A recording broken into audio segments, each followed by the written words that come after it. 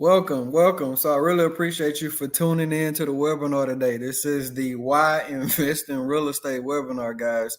I'm your host, Mikel. I'm the owner of Mikel Realty. I'm a commercial real estate broker in Louisiana. I specialize mainly in commercial properties, but I do some residential at times. I also am a landlord. I own over 100 doors. So I get both sides of it. I get the investor side and I get the real estate agent side, which gives me a unique ability to help investors and also train individuals that want to get into real estate investing. And the question I always get is, why invest in real estate, guys? And I like to break it down into four levers. So appreciation, cash flow, depreciation, and leverage. And if you can get really good at understanding those four concepts, you'll be able to analyze any deal and you'll be able to be a very successful real estate investor, because that is the foundation. Appreciation is simply the increase in value in real estate over time. So just to give you an example, if you live in California, and you had a family member out there that passed away and y'all inherited the house. Now the house is worth $1 million. That's an example of appreciation. Most real estate, basic real estate, goes up in value over time. Now, if we're talking about commercial real estate, like apartment buildings, things that generate income, then you can improve the appreciation by going up on the rents and different things like that. So just remember, appreciation is the increase in value over time. If you're seeing that benefit, you are very lucky. Cash flow is simply rent. Most people know what cash flow is. They just hear it in terms of rent. That's cash flow. Depreciation is an automatic tax write-off, okay, that the IRS gives you. So it's given. Okay, it saves you a bunch of money at the end of the year. There's so many other tax write-offs that you get in real estate. You can write off a portion of your mortgage payment. You can write off maintenance. You can write off just about anything you can think of. You can write off in real estate. So that's really one of the biggest reasons everyone should invest in real estate. And also leverage. When you think about leverage in real estate, so you think about the down payment. So if you're using FHA, VA, something like that, then your down payment is obviously a lot smaller. FHA is 3 to 5%. But when you go to commercial properties, conventional loans are typically 15 to 20% down. But let's say you're buying $1 million apartment building and you have to put 20% down.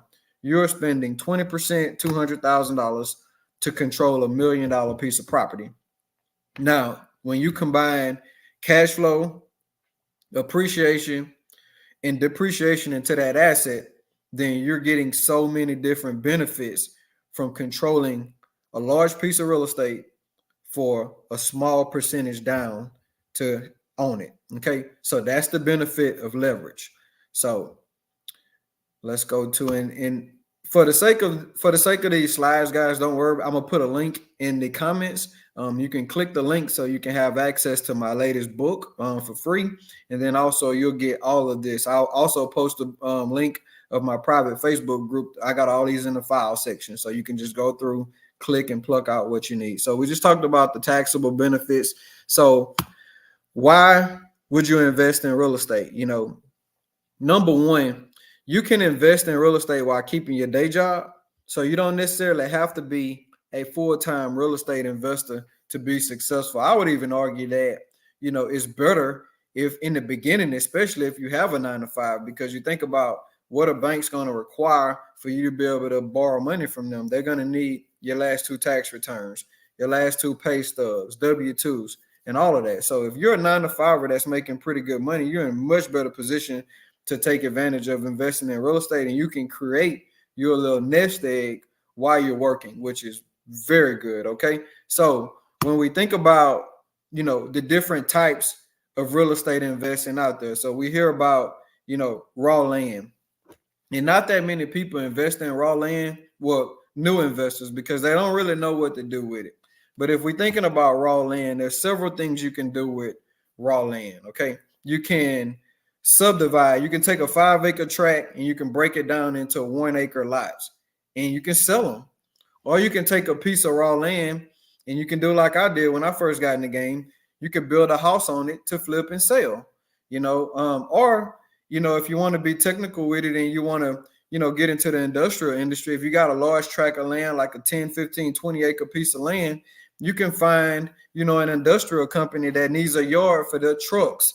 Or they may, be providing fiber optic cables, to the area where you live, and they need a place to store all their materials. So you can rent your land out there. So many different ways that you can monetize raw land. You just have to partner with an experienced real estate broker and allow them to help you put a plan together. Okay.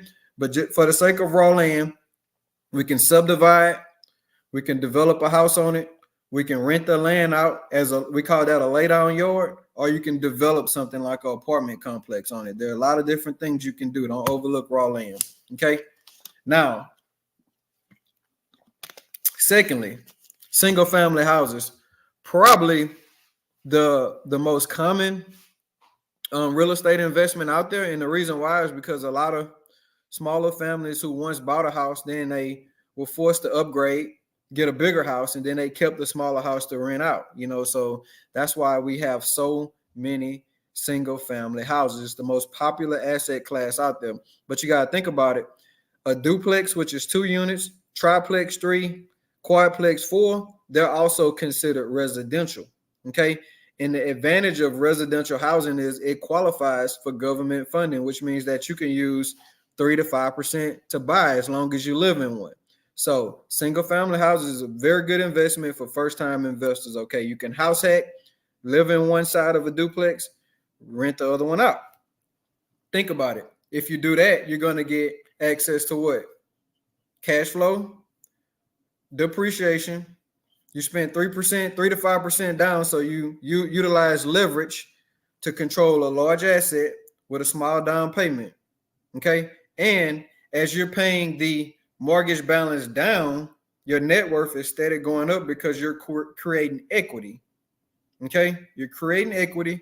And then also, if you're in an area where appreciation is kicking in, then you're taking advantage of that as well. So duplexes are a really good place to start. Duplex, triplex, quadplex, single family house. The next asset class is small apartment buildings. Okay. So small apartment buildings are typically 5 to 50 units.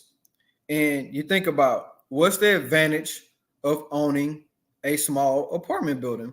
So let's go back to the 4 advantages. So with appreciation on an apartment building, I want you to know that you can improve the value of your apartment building by increasing the rent and decreasing the expenses. So when you bring in more money, okay, then your net operating income is higher. So now your asset is that much more valuable. Okay, you're creating equity. So that's the main advantage of owning an apartment building outside of the scale. So you think about if you own one rent house, and a hot water heater go out, it's going to cost you dearly. But if you own in 5 to 50 units, then obviously if you have one unit that has an issue, then you got 49 other units, that can help take care of that. So scale kicks in. When you think about cash flow, obviously having that residual cash flow coming in, that gives you the flexibility to not have to lean on your career as hard as you may be leaning on it now, because now you're creating income outside of, the earned income that you have to go to work for every day. Okay. So now let's go to large apartment buildings. So obviously large apartment buildings will be, 50 units and up. And obviously for new investors, this is not an ideal investment. A lot of people pool their monies together. New investors, they may put their money together, get with a larger syndicator, and just invest in a large apartment building. But just for the sake of owning a large apartment building, it's the same as, the 4 main points: appreciation, depreciation, leverage, and appreciation, depreciation, leverage, and cash flow. Okay. Now, commercial properties. I'm not going to talk too much about REITs. You can hit the stock market for that and just put your money in it like investing with Walmart or anybody else. For commercial properties are a really good asset class to own. Okay. If you stay in tune with your local government. Okay. So the advantage of owning a commercial building is what we call a triple net lease. And just to make it simple for you, that means that your tenant is going to take care of pretty much everything, maintenance, taxes. You just collect the check every month. So your bigger buildings like your Targets, your TGI Fridays, your steakhouses, all of that. They're in commercial buildings where they pay rent to a landlord. Wendy's, some of the most famous chains out there, they have landlords that go around the country with them and do nothing but develop property. Dollar General. So, they take care of everything. All the landlords do is develop, own the building, collect rent. Okay. So most of your commercial landlords, they don't do anything but collect money. They don't have a tenant calling them at night about a leaky faucet or any of that. So commercial's good, but you also notice around the country there are a lot of empty commercial buildings, right? Because the movement of the local economy has moved in different areas, which is why I say if you're going to invest in commercial property, you need to have a good idea of the city planning that's involved, so you don't invest in a bunch of property that's going to be empty after a while. Okay. So let's keep going. If this information is helping you any, be sure to click the link, join the private community, take, the real estate investment survey that I have. I do trainings, not much. I can only take about 10 to 15 people at a time. So if you want to get on the waiting list, like I said, click the link. I'd love to, have you consuming the information that I put out daily. And then if we ever can work together and fit it in, I'd love to have you. Let's talk about mobile homes. Okay. So mobile homes are a really good asset class to get involved with. Okay. Cheaper, but now due to inflation, mobile homes are renting for the same price as single family homes. So you think about, I had a friend that was buying, mobile homes for $2,000 and renting them out for $500-$600 a month. That's going on all around the country. So you think about the barrier to entry into real estate investing. Mobile homes, okay, is a really good asset class to invest in. Just think about that. You can get in for a very attractive price. Now, mobile homes, tax liens. So tax liens are very tricky, but you can go to your local tax sale at the end of the year and you can bid on properties. And if you win, you pay it. Then typically you have, it takes about 4 to 5 years of you consistently paying taxes for that property to revert in your name. Just keep in mind that do your proper due diligence, have a good title attorney that you deal with, because a lot of tax properties also have other issues going on with them where, a lender may have a lien against it. So these properties typically come with a lot of issues. Make sure you do your due diligence, have a good title attorney to check title on it to make sure title's clear. If it is, you get a house for pennies on a dollar. But a lot of investors buy these properties and they can't ever do anything with it because there's active liens against it. Okay. So let's go through what real estate investing strategy do you want to have? Okay, so there's a lot of different things you can do. If you already just flush with cash, then you can buy rental properties and just build up your cash reserve. But if you don't have a lot of cash built up, then obviously buying whole may not work for you. Buying whole is good for people who already have money. But if you're trying to build money, then obviously we need to talk about flipping. Flipping houses is when you buy low and you sell high. So for example, home A would be worth $100,000 if it was in good condition, but needs $20,000 worth of work. A typical house flipper would purchase the home for $50,000, okay, and put the $20,000 worth of work. If you add 50 and 20, that's 70%. I want you to keep in mind that with house flipping, there's a 70% rule. The 70% rule says that you should invest no more than 70% in the purchase price and the renovation cost of the after repair value. So if the house is worth $100,000, you should invest no more than $70,000, okay, in that project. Okay, so if you notice, they said $20,000 worth of work was needed. So if we apply the 70% rule, then 70% of 100,000 is 70,000. If 20,000 is needed for the renovation cost, then that means you only can pay $50,000 for the house. Okay, that leaves you with $30,000 in equity, 30% in equity. All right, so that's how that works. Okay, that's how traditional house flippers. Some people say they only like to be 60% in. Some tolerate 70. But just remember the 70% rule when you talk about flipping houses. Okay. Now wholesaling. So if you want to get into wholesaling, to make wholesaling make sense for you, wholesaling works like this. Let's say I own a property that I'm trying to sell for $100,000, but the property may be worth 150.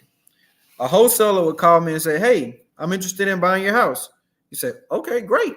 Would you take 50,000 cash if I can close in 30 days?" And you'll say, "Yes, I would love to." Okay, cool. Let's get it on the contract. So you'll sign a contract with them as if they're going to buy your property. Soon as you sign the contract, they go to a group of investors and say, "Hey, I got this great deal over here under contract, and I want to know if you want to take it over." And you say, "Yeah, I'll buy the contract." So they'll sell you the contract. You say, "Man, I think this house is a good deal at 70,000. Cool." You agree to buy the house from the wholesaler for 70,000, but he got on the contract for 50. So he's going to make $20,000 just by getting the house on the contract and selling you the contract. So a wholesaler just goes around getting a bunch of properties on the contract for a really cheap price, and then they take them to actual investors and try to sell it to them, or we call it assign it to them for a fee. Okay, and that's wholesaling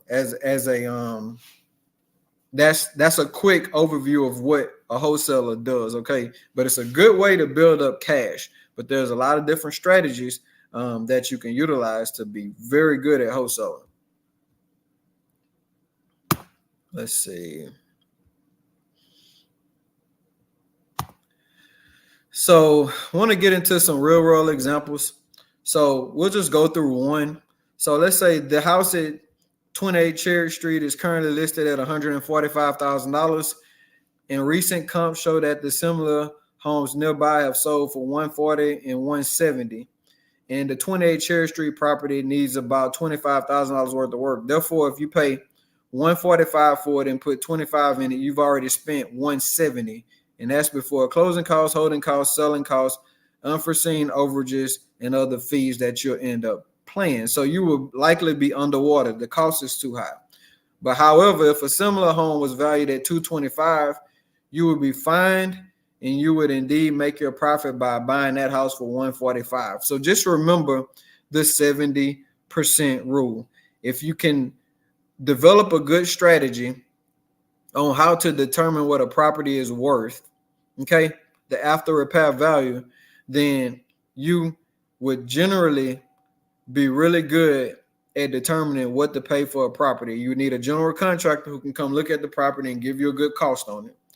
Okay, so now if you know the ARV and you know the cost of repairs, then you just subtract that to get the cost that you're going to offer to pay for the house. Remember, no more than 70%. Okay, no more than 70. So how to find investment properties right now? Online. Online, there's so many different websites. Like I use Realty. I use batchleads.com, where I can go in and just type in a property, and it'll give me who the owner is. It'll give me, sometimes it can give you some mortgage data. AI has kind of taken over the real estate industry, and there's so many different tools you can use to research properties. Okay, but I would say how to find investment properties. Early on investors, I would get them straight into the AI data so we can work smarter and not harder. Let's see. So creating your selection criteria. So there are a number of different items to consider adding to your criteria list as an investor. Obviously, town, neighborhood. Some investors have a preferred property size. Like I like 1,200 square foot houses. number of units. Some investors say, hey, I only like to buy 20 plus unit apartment buildings. Cap rate is a way that investors calculate how much return they're going to get on their money, the capitalization rate. Some investors say, hey, I don't want to buy a property unless it fits into like a 10% cap rate. Some investors buy based on cash flow, and some investors buy only on appreciation potential because they know that's the fastest way to grow extreme wealth if you buy an area that's highly appreciating. Okay, so um, so understanding the rules of investments, we already talked about the 70% rule. Let's go over the 1% rule. So according to the 1% rule, so monthly rent should be approximately 1% of the purchase price. So in other words, if you have $100,000 home that you're looking to buy, the rent should at least be $1,000 a month. $50,000 home, the rent should be $500. So what I will say is that just keep this in mind, that if you find a deal and it's 1%, it fits into the 1% rule. It doesn't mean buy it. It just means that this has the potential to be a good deal. So you start due diligence on it. You start looking at the financials. You walk the property to see what kind of condition it's in. So there's so many other things that could kill a deal, but just know for the sake of the 1% rule, if a property fits into the 1% rule, it just tells you that, okay, it's time to start looking closely at this property and maybe get it under contract. Make sense? All right. Let's go with the 50% rule is a good rule of thumb that will help to fairly accurately predict how much a property's expenses will cost you each month. So the 50% rule simply states that 50% of your income will be spent on expenses, okay? Not including the mortgage payments. So as mentioned above, most real estate listings will identify the monthly income of a property. By dividing that number in half, you can easily figure out how much you'll have left to pay the monthly mortgage with. All right. So real world example, an apartment building brings in $8,000 a month in income using the 50% rule. We're left with $4,000 for expenses. Okay. If the monthly mortgage payment on the property is $3,500 a month, you can reasonably assume a monthly cash flow of $500. 50% rule. So 70% rule, 50% rule, 1% rule. Just those three terms right there makes the webinar all worth it. Okay. So we already talked about the 70% rule. And so that is it for today, guys. If you have any questions, feel free to let me know. And obviously, like I said, I put all the links in the comments, guys. I would love to have you a part of my community so we can go deeper. Today is just about teaching the basics of real estate investing and what that look like. And anybody could be successful in real estate if I can do it. I have 100 units, 100 plus units, 105. I'm a real estate broker too, so I put together large deals for investors, and I know that I can help you. As stated earlier, guys, I only have maximum capacity to train maybe 10 to 15 people at a time. So you can join my free community and take the survey, which you'll get on the waiting list. And if I have any openings, I'll definitely reach out to you and let you come so you can get some live training. All right. But I thank you for your time today.